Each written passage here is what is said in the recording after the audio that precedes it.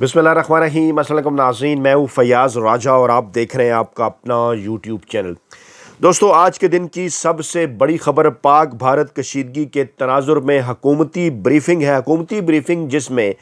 अताउर रहमान तारण वज़ीर इत्तलात और इसके साथ साथ DGISPR अहमद शरीफ चौधरी सियासी जमातों को ब्रीफिंग देने जा रहे हैं और बड़ी डेवलपमेंट के नतीजे में पाकिस्तान तहरीक इंसाफ ने इस हुकूमती ब्रीफिंग में ना जाने का फ़ैसला किया है। इसके साथ साथ ये भी इत्तलात है, दावा किया गया है बैरिस्टर गौहर साहब के करीबी हलकों की जानिब से कि इमरान खान साहब की जानिब से पाकिस्तानी इस्टेब्लिशमेंट को GHQ को ये पैगाम पहुंचा दिया गया है कि इमरान खान साहब पाकिस्तान की मौजूदा इस्टेब्लिशमेंट की जो क़यादत है उन्हें माफ़ करने के लिए तैयार हैं उन तमाम तर मामलात पर जिसके हवाले से कुछ रिजर्वेशंस थी पाकिस्तानी इस्टेब्लिशमेंट की जो कि ओवरसीज़ पाकिस्तानियों के ज़रिए इमरान खान तक पहुँचाई गई थी। क्या इमरान खान साहब जेल से रहाई के बाद उनके ख़िलाफ़ किसी किस्म की कोई कार्रवाई करेंगे या नहीं? तो इमरान खान साहब के हवाले से करीबी ज़राए का यह दावा है कि उनकी ज़ात तक के हवाले से, बुशरा बीबी की ज़ात तक के हवाले से जो कुछ हुआ उसको इमरान खान साहब माफ़ करने को तैयार हैं, भूलने को तैयार हैं। लेकिन इससे क्या मुराद है उनकी ज़ात और बुशरा बीबी की ज़ात के हवाले से और दीगर मामलात क्या हैं? लेकिन बहरहाल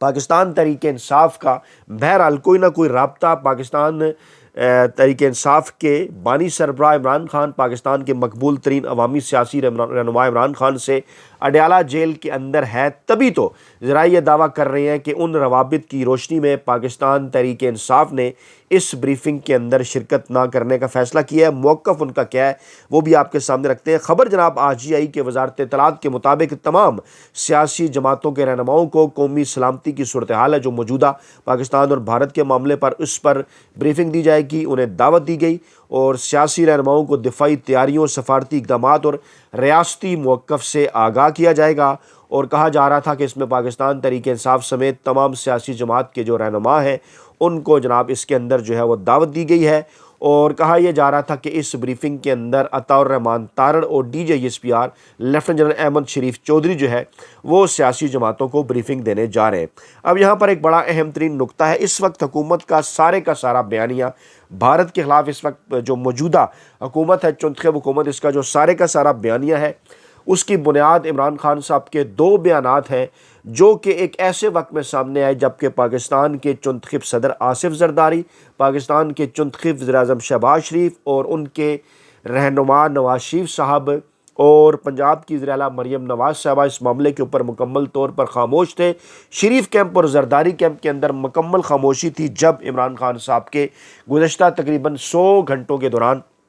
4 से 5 दिन पहले 2 बयानात जो है वो इमरान खान साहब के सामने आए। और पहली मरतबा इमरान खान साहब के इस बयान के अंदर पुलवामा वाक़े का रेफरेंस देते हुए उसे फ़ाल्स फ्लैग ऑपरेशन करार देते हुए अभिनंदन के वाक़े का जिक्र किया गया जो पाकिस्तान ने त्यारा मार गिराया, अभिनंदन गिरफ्तार हुए, चाय पिलाई, उन्हें वापस कर दिया। और उसके बाद फिर ये जो पहलगाम का वाक़या है इसका कच्चा चट्ठा भी इमरान खान साहब ने खोला और गैर कानूनी तौर पर जो आर्टिकल कश्मीर के अंदर नाफिज किया गया उसकी जानिब भी इमरान खान साहब ने इशारा किया। अब ये बैकग्राउंड जनाब आपके सामने रखना इसलिए ज़रूरी है कि इसी बयानिए को लेकर सफारती सतह के ऊपर पाकिस्तान एक्टिव हुआ और दाखिला और ख़ारजा मामलात के अंदर पाकिस्तान एक्टिव हुआ। और इमरान खान साहब के इसी बयान को लेकर बाद में DGISPR साहब ने इसहाक डार साहब के साथ प्रेस कॉन्फ्रेंस की। उसके बाद फिर आर्मी चीफ साहब का बयान आया, अगले मोर्चों पर वो जो फौजी जवान है उनसे मुलाकात के लिए पहुँचे। उसके बाद फिर कोर कमांडर कॉन्फ्रेंस भी हुई और वहाँ से भी आर्मी चीफ साहब का बयान आया।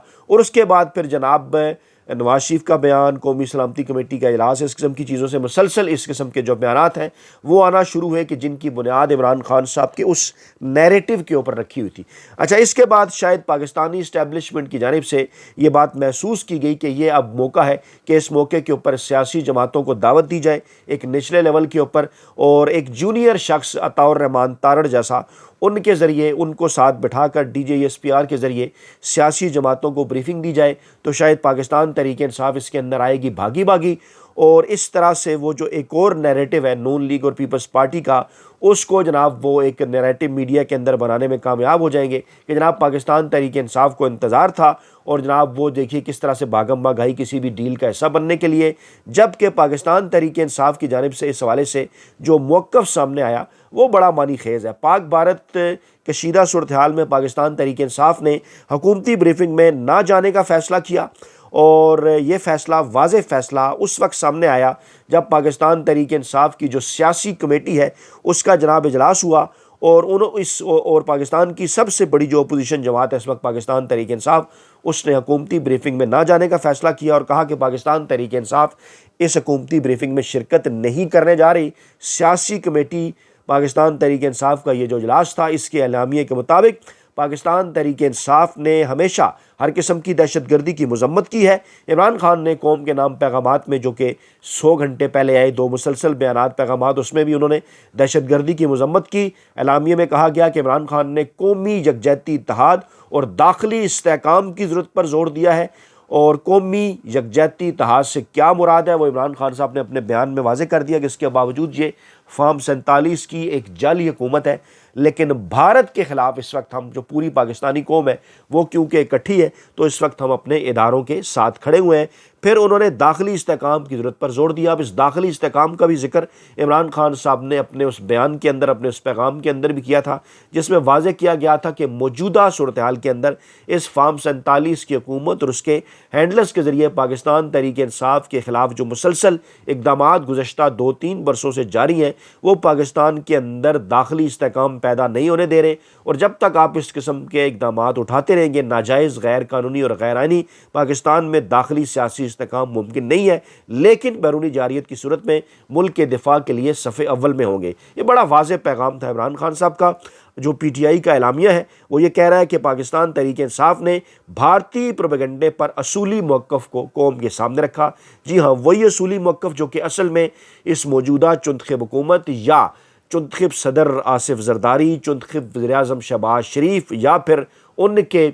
जो है वो रहनुमा नवाज शरीफ साहब की जानिब से सामने आना चाहिए था, वो नहीं आया। लेकिन ये असूली मौक़िफ़ भारतीय प्रोपेगेंडे के बाद सिर्फ़ और सिर्फ इमरान खान साहब की जानिब से सामने आया।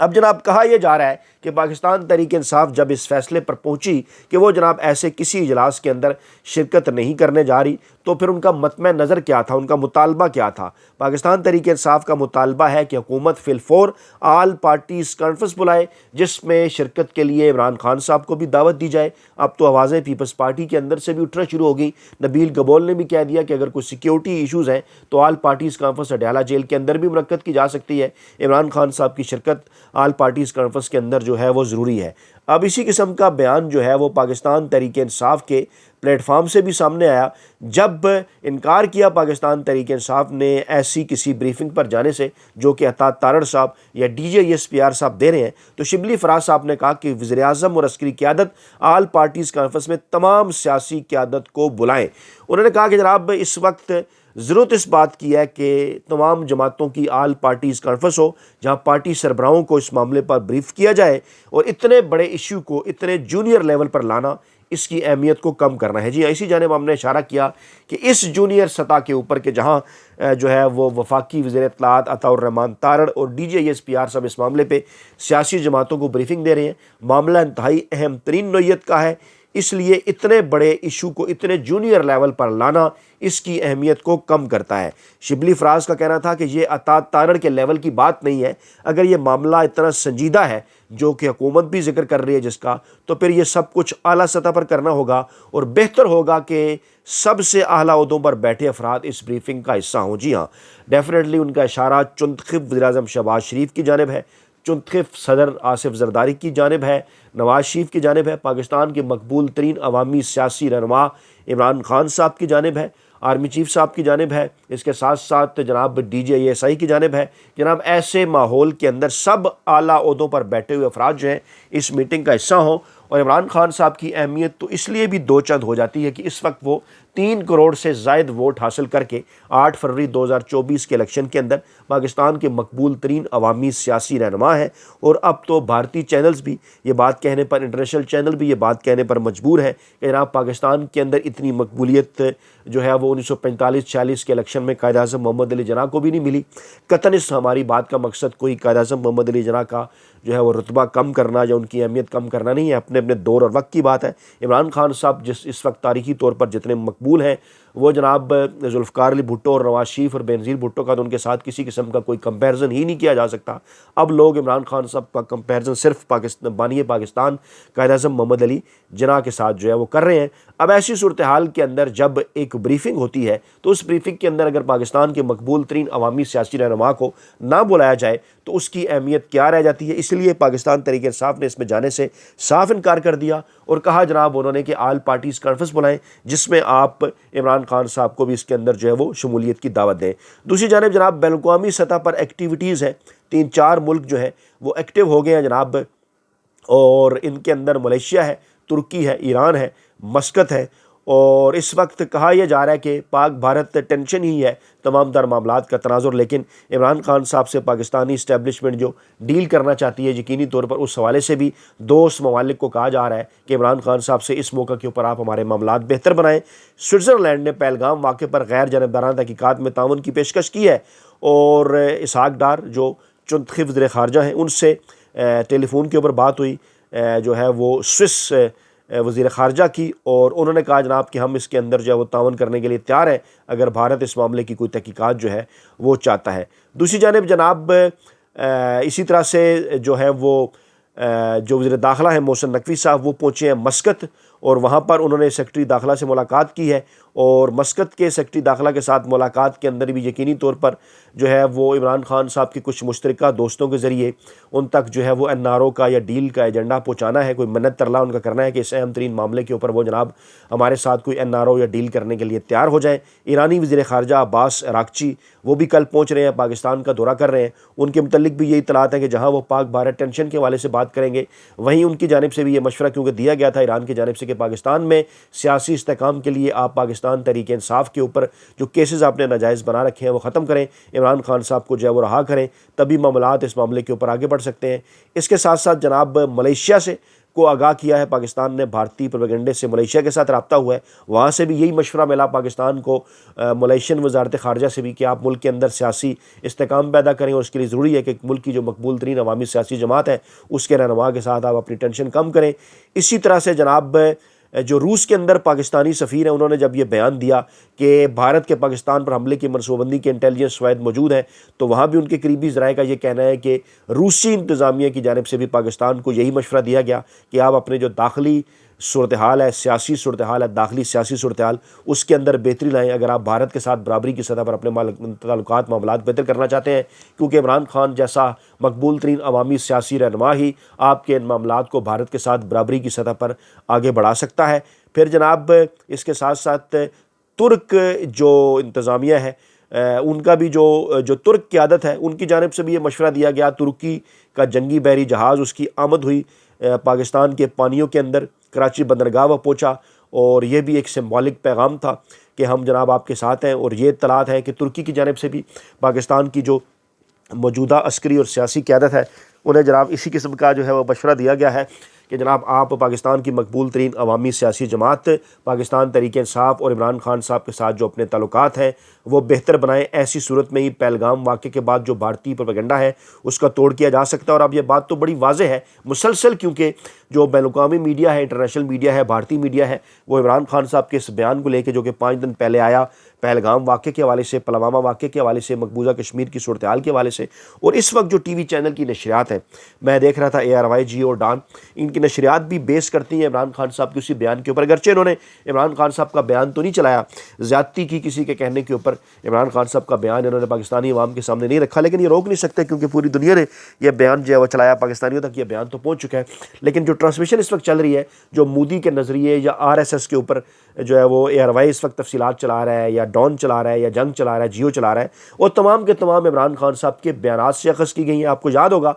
इमरान खान साहब 2018 के बाद भी अपने दौरे हुकूमत में ये पाकिस्तानी अवाम के सामने, भारतीय अवाम के सामने बार बार ये रख चुके कि भारत को ख़राब करेंगे नरेंद्र मोदी साहब, जिस किस्म के उनके RSS वाले नज़रियात हैं अपने नौजवानी और तलब इल्मी के ज़माने से ही, और जिस तरफ अब वो भारत को लेकर जा रहे हैं, इस तरफ इमरान खान साहब ने इशारा कई बार जो है वो पहले कर दिया था। अब यहाँ से आप इस बात का अंदाज़ा लगा सकते हैं कि एक ऐसा शख्स कि जिसके बयान को लेकर ना सिर्फ पाकिस्तानी मीडिया जो है वो भारत के खिलाफ अपना बयानिया तरतीब दे रहा है, पाकिस्तान की जो इस वक्त सियासी अस्करी क़यादत है वो भी जनाब इमरान खान साहब के उसी बयान को लेकर भारत के खिलाफ अपना बयानिया तरतीब दे रही है। तो क्यों कर ये हो सकता है कि जनाब उसके बगैर किसी किस्म की कोई ब्रीफिंग अस्करी हलकों की जानब से और सियासी हलकों की जानब से हो। दूसरी जानब थोड़ी सी परेशानी है नून लीग और पीपल्स पार्टी के अंदर, शरीफ माफिया, जरदारी माफिया,